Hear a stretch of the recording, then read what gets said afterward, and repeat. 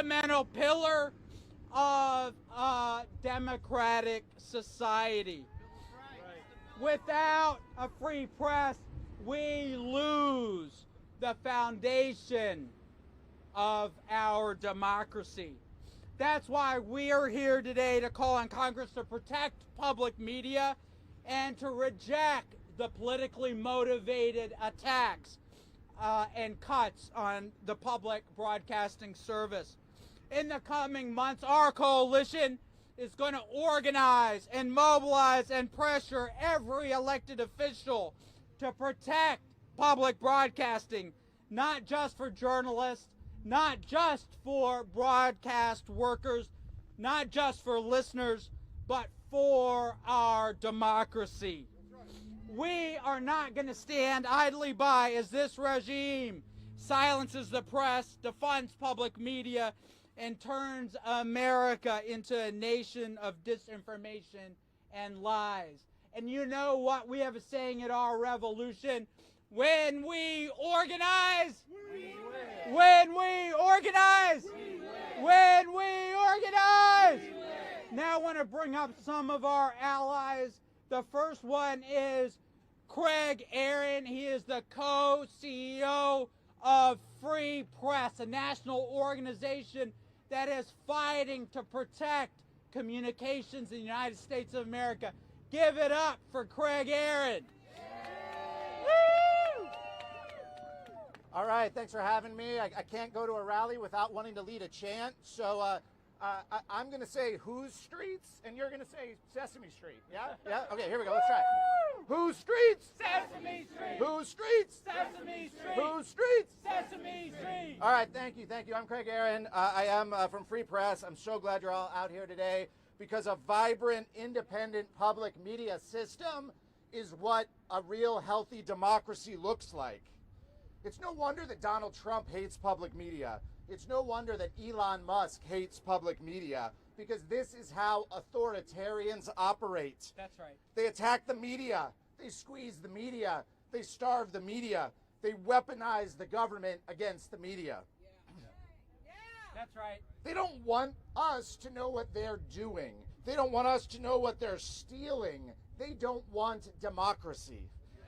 We're standing right here, just down the street. That's the Federal Communications Commission. And the guy Donald Trump put in charge of the Federal Communications Commission is named Brendan Carr. And I like to call him Brendan Carr, the censorship czar. That's right. Because Brendan Carr, the censorship czar, is weaponizing the FCC against free speech. He's attacking press freedom, and he's attacking public media too. You see, instead of answering to the public, Brendan Carr answers only to two people. That's Donald Trump and Elon Musk. So when Donald Trump doesn't like the questions he's getting in a debate, or Donald Trump doesn't like how an interview was edited on 60 Minutes, then here comes Brendan Carr, the censorship czar, to launch an investigation, to threaten to take away their broadcast licenses, to block their mergers, unless they pay off Donald Trump, who is suing CBS for $20 billion. Unacceptable. That's right, it's a shakedown, pure and simple. When Elon Musk tweets that he doesn't think NPR should be funded, here comes Brendan Carr, the censorship czar, with another so-called investigation into NPR's underwriting practices, telling Congress they should cut off funding for public media. They come after NPR, they come after PBS, because they want journalists to stay timid. They want them to think twice about asking hard questions. They want them to beg for scraps, because that's what we do to public media in this country. In the United States, we spend less than $2 per capita to fund public media. And the rest of the world looks at us and they're so confused. Because in the rest of the world, they spend 20 or 50 or 100 times as much on public media. And it's incredibly popular. It's a source of national pride. Our problem here is not that we spend too much money on public media. Our problem here is that we spend too much money on billionaires. That's right. If the multi-billionaires in this country paid their fair share, we'd have plenty of money for public media and real local journalism. We could put thousands and thousands of reporters on the ground, uncovering corruption and painting a true picture of our incredibly diverse communities. We could have all of this if Elon Musk would just pay his own taxes. We could have all of this if Jeff Bezos would stop destroying the Washington Post and pay his own taxes. We could have all of this if Donald Trump would pay his own taxes. I'm so glad so many people are out here to defend the hardworking journalists who are inside that building and to let them know that you have their backs. I'm so glad you're here to show the producers, the engineers, the workers inside that building that we have their backs. And I want to ask the executives inside this building to do the same thing, because this is not a time for NPR's leadership to go into hiding. That's right. They can't cower under their desks. They can't close their eyes and hope Donald Trump is going to go away. You cannot show up with a tote bag to a knife fight. Now is the time for us to defend NPR's work and the journalists working to hold this administration accountable. It's the time to show up, to speak out, and fight back. And if you do that, all of these folks will be fighting with you, because they have come for public media before. They've tried it again and again and again, and they always lose. So we're here today to protect public media, yes. Defend public media, yes. But also to improve public media, reinvent public media, and build a public media that a world-leading democracy and its people actually deserve. Thank you. Give it up for Craig Aaron with free speech. Brothers and sisters, we are here to protect public media. Say it with me. Protect public media. Protect public media. Protect public media. Right now, I want to introduce one of the officers of the union that represents workers in the building. His name is Bjorn Westergaard. He is the secretary of NABIT CWA, which is the union, again, that represents broadcast employees here at NPR. Give it up for Bjorn. Woo! How's everyone feeling? Woo! Thank you so much for coming out today. It means so much to my coworkers and I, not just in this building, but at member stations in all 50 states.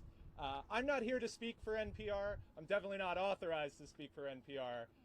I'm here representing all of the workers who are below the fold, not the journalists, but the camera operators, the people who record and mix the audio, and the software engineers like me who build the NPR app and make sure that no matter how you consume your news, you're getting it.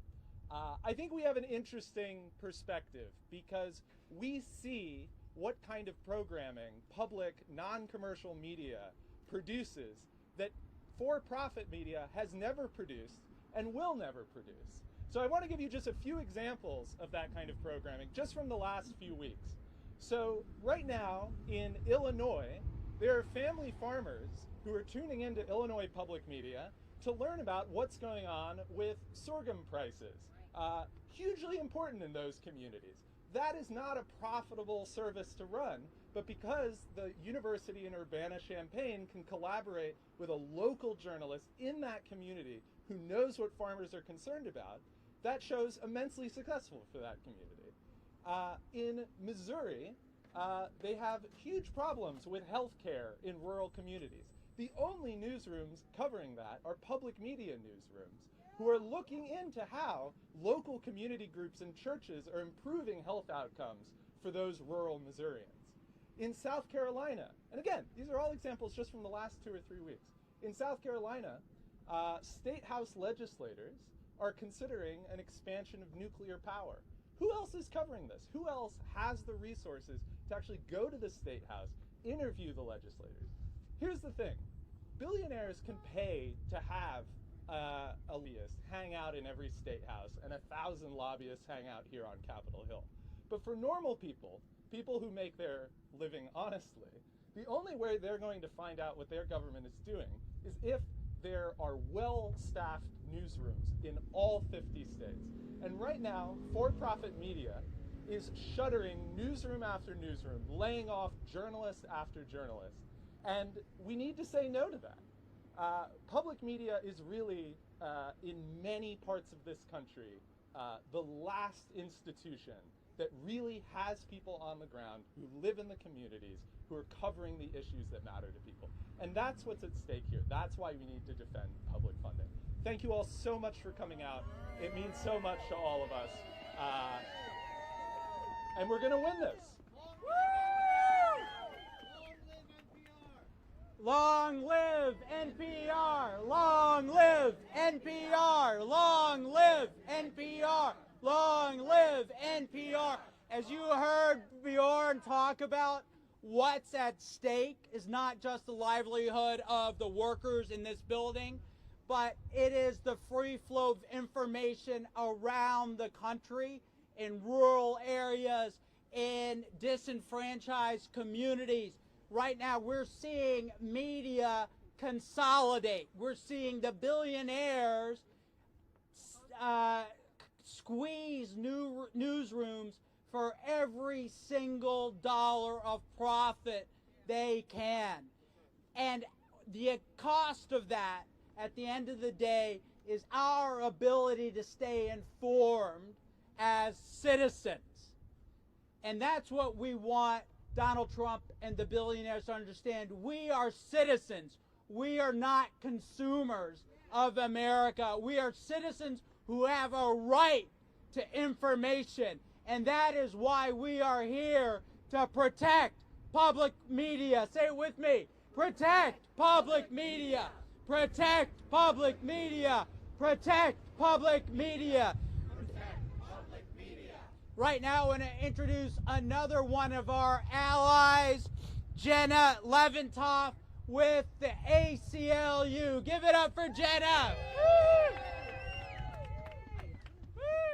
Good morning, everybody.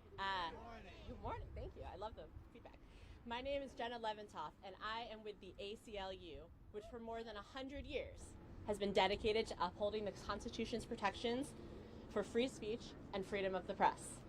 The ACLU is deeply, deeply concerned about President Trump's censorship and intimidation of the press.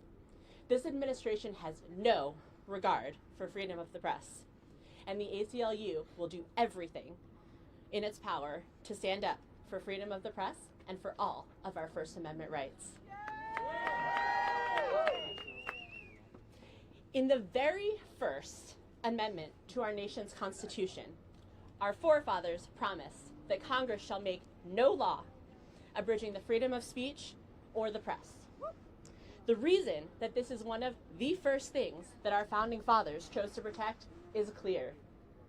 As Chief Justice Brandeis said in a little law nerdy moment, and in far more eloquent but long-winded words than I'm saying to you today, only in a society that enables freedom of thought and freedom of speech can a stable government survive.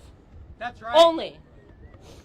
And only through freedom of the press can our nation's citizens stay informed, make their own decisions, hold the government to account when it doesn't have their citizens' best interests at heart.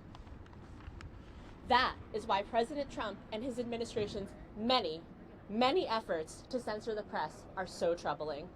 Since his last presidency, the president has brought numerous baseless lawsuits against media outlets for talking about him in ways that he doesn't like, sharing information he doesn't want to be shared, or otherwise saying things he disagrees with.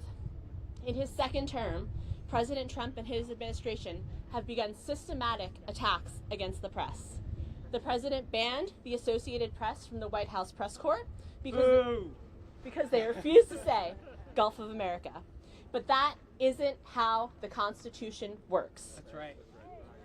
The president cannot tell the media what to say and punish them for not saying what he wants them to. That's right. While President Trump's defense is partially true, he's not under any obligation to open up sensitive areas of the White House to the press. He also can't revoke that access on ideological grounds or because he doesn't like the press's reporting. It's worth reiterating again. The president tried to tell the AP what to say.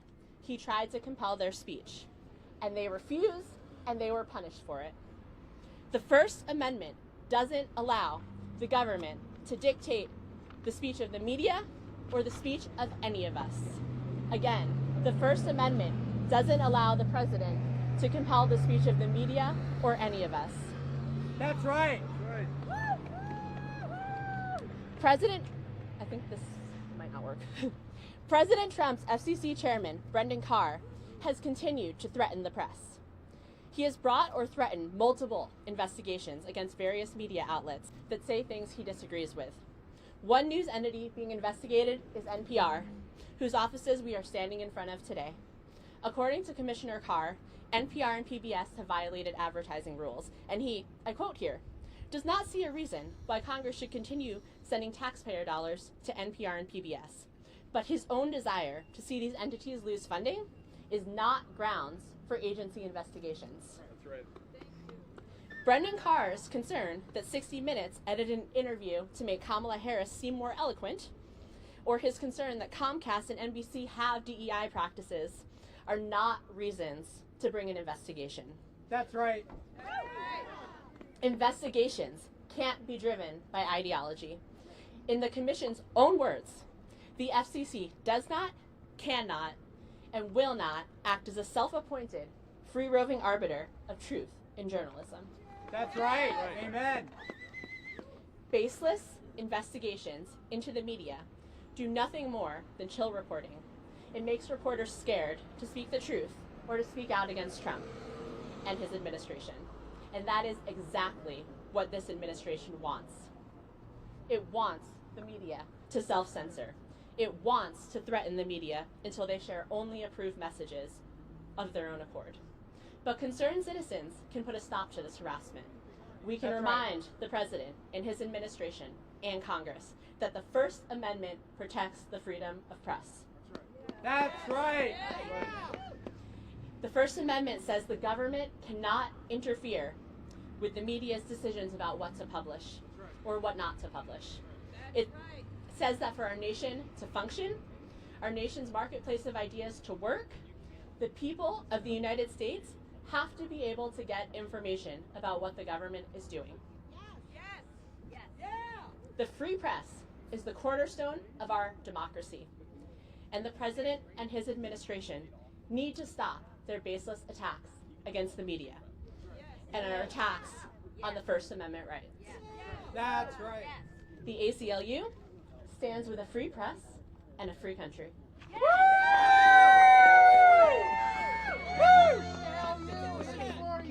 Can I swap you guys for photos? Move over. Can you see where you're going? Just so the three characters are together. A lot of the wonderful people who work at NPR are watching us from the window behind us, so why don't we all turn around and say, "We love you, NPR! We love you!" Wave, make hearts with your hands. How about this? We love you! We love you!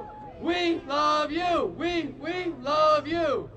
We love you. We love you. We love you! We love you. We love you! We love you. All right, let's say it loud enough that Brendan Carr can hear us at the FCC. Hands off NPR, hands off PBS. Hands off NPR. Hands off PBS. Hands off NPR. Hands off PBS. Hands off NPR. Hands off Hands off Hands off Hands off Hands off What do we want? Public media. When do we want it? Now. What do we want? Public media. When do we want it? Now. What do we want? Public media. When do we want it? Now. Woo! Woo! Thank you, everyone, and let's keep the fight up. Woo! Thank you, NPR. And folks can feel free to go back to the staging area, grab stuff, and debrief. Hey, thanks for coming. See you at the next one. Well organized. Leave it to Bernie's people. Love Bernie. Yeah. You got to. It's a dangerous time. You need to be in every picture, so yeah. No. Yeah. No, that's right. I just saw the Canadian lift. Yeah. Well, thank you so much for coming out.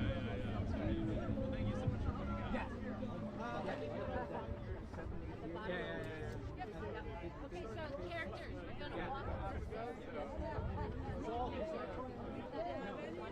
Good.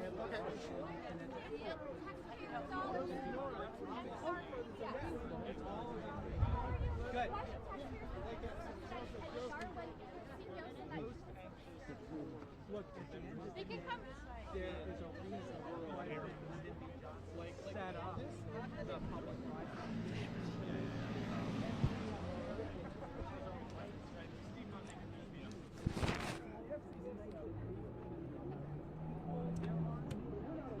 And that's why, don't you think everyone it's actually no, it's just like we want to make sure that every American has the ability to live the life that they are called to live, that we can have right to the information they need to citizens to vote and to be participants in our democracy.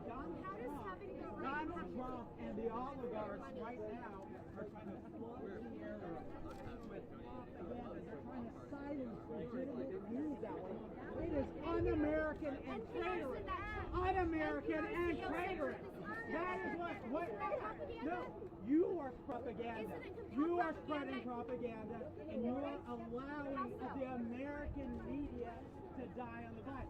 What Donald Trump and the oligarchs want is to clear the field of the Washington Post, of the Los Angeles Times, of the New York Times.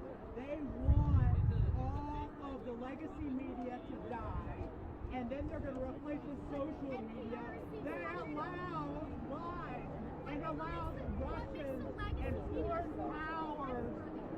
Well, what makes you guys trustworthy?